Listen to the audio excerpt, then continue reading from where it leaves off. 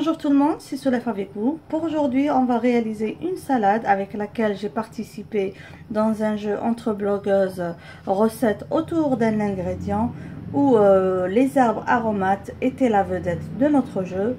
Et pour cette ronde, j'ai choisi une salade à la pomme de terre aromatisée au pesto. Qui dit pesto dit basilic, une herbe aromatique très agréable. Alors on y va directement pour cette réalisation. Pour la recette, on va avoir besoin de pommes de terre. Ici, je vais utiliser des petites pommes de terre, comme ça, selon le besoin, selon le nombre de personnes. Comme ici, je l'ai bien lavé et je vais la mettre à bouillir dans une eau salée. Pour la sauce ou le pesto, on va avoir besoin d'épinards. Donc, j'ai ces petites feuilles d'épinards, comme on l'appelle ici en Angleterre, baby spinach. Voilà. Donc, c'est les épinards qu'on trouve ici en Angleterre. Donc, on va avoir besoin d'un verre d'épinards. On va avoir besoin d'un demi-verre de feuilles de basilic fraîche. On va avoir besoin de parmesan. On va avoir besoin de pignon de pain. Pour les gens qui n'aiment pas le pignon de pain, vous pouvez remplacer ça par des amandes grillées. On va avoir besoin de mayonnaise. On va avoir besoin d'ail. On va avoir besoin d'huile d'olive extra vierge, de jus de citron, de poivre noir et de sel. Donc directement, on va passer à la réalisation. Comme je vous ai dit auparavant, on va commencer par faire bouillir la pomme de terre. Donc j'ai bien lavé la pomme de terre, je l'ai brossée pour enlever toute poussière. Et là, moi je la laisse avec la peau parce qu'on aime beaucoup la pomme de terre avec la peau quand c'est une salade, surtout la petite pomme de terre comme ça. Je vais ajouter un peu de sel et on va laisser bouillir jusqu'à ce que la pomme de terre soit bien tendre.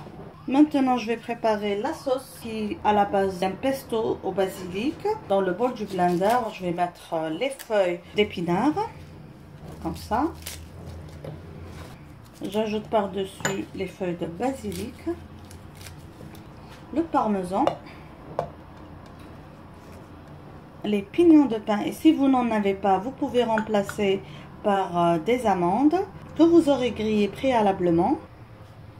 Donc je vais ajouter par-dessus l'ail. On va essayer de blender ça.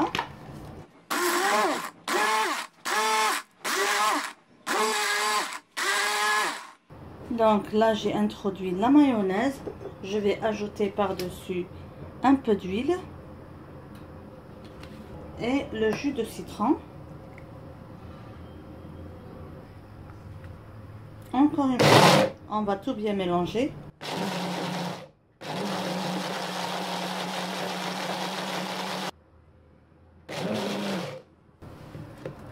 Comme ça. Maintenant, on va goûter avant d'introduire le sel et le poivre noir.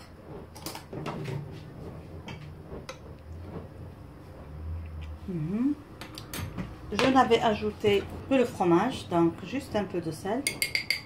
Parce que la pomme de terre aussi, elle est cuite dans le sel et un peu de poivre noir. Là, on va encore une fois bien mélanger.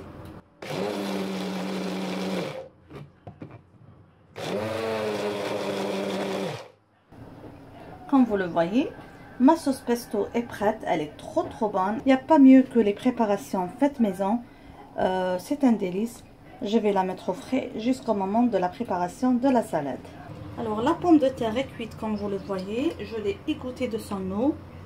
Et maintenant on va la couper juste comme ça. Directement la placer dans un saladier. Elle est bien chaude.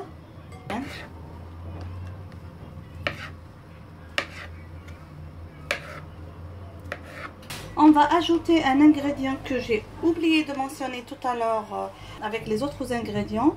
C'est les oignons verts. Comme ça, je vais couper en petites rondelles. Vous pouvez ajouter plus ou moins selon votre goût. On va ajouter ça à la pomme de terre.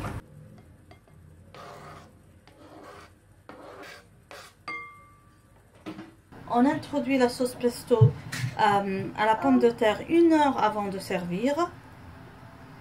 Comme ça. Si vous trouvez que votre sauce est un peu onctueuse, vous pouvez toujours ajouter un peu d'huile et un peu de jus de citron. D'ailleurs, c'est ce que je vais faire, juste un petit peu.